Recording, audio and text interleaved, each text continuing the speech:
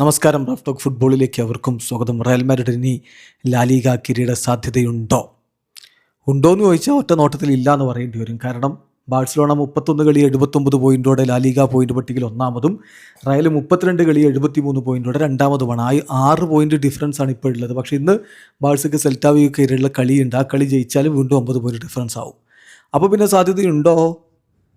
Normally ഇല്ല എന്ന് പറയും. പക്ഷേ ഇനി ഇപ്പം ബാഴ്സലോണ അവരുടെ കളികളിൽ പോയിന്റ് ഡ്രോപ്പ് ചെയ്യുകയും റയൽ എല്ലാ കളികളും വിജയിക്കുകയൊക്കെ ചെയ്താൽ മാത്തമാറ്റിക്കലി സാധ്യതയുണ്ടെന്ന് പറയാം.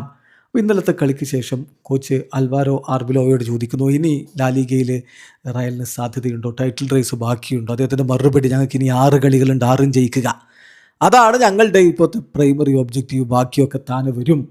As long as we have mathematical options to win La Liga, it's certain that there is hope. Mathematically ഞങ്ങൾക്ക് അവിടെ സാധ്യത ബാക്കിയുണ്ടെങ്കിൽ തീർച്ചയായിട്ടും ഞങ്ങൾക്ക് അവിടെ വിശ്വാസവുമുണ്ട്. ഞങ്ങൾ അതിനു വേണ്ടി പരമാവധി ശ്രമിക്കും. ഇനിയിപ്പോൾ ഞങ്ങൾക്ക് അതിന് കഴിയുന്നില്ല, ബാഴ്സലോണയാണ് കിരീടം ചൂടുന്നതെങ്കിൽ ആ സമയത്ത് ബാഴ്സലോണയെ ഞങ്ങൾ അഭിനന്ദിക്കും, അത് ശരിയാണ്. പക്ഷേ ആ അവസാന നിമിഷം വരെ ഞങ്ങൾ പോരാടും എന്നാണ് ഇപ്പോൾ കോച്ച് അൽവാരോ ആർബിലോ പറയുന്നത്. ഏതായാലും ഇപ്പോഴത്തെ റയൽ മാഡ്രിഡിൻ്റെ ഒരവസ്ഥ വെച്ച് ആ പോരാട്ടം അത്ര എളുപ്പമാവില്ല എന്നുള്ളത് എല്ലാവർക്കും അറിയാം. വരാനുള്ള മത്സരങ്ങളൊക്കെ ജയിക്കുക, അതാണ് ഇപ്പോൾ നിലവിൽ റയൽ മാഡ്രിഡിന് ചെയ്യാനുള്ളത്. അതിനവർക്ക് സാധിക്കുമോ എന്നുള്ളതും കണ്ടറിയേണ്ടതുണ്ട്. വീഡിയോ അവസാനിക്കുന്നു. ഫുട്ബോൾ ലോകത്ത് കൂടുതൽ വിശേഷങ്ങളുമായി റാഫ് ടോക്സ് എത്താം.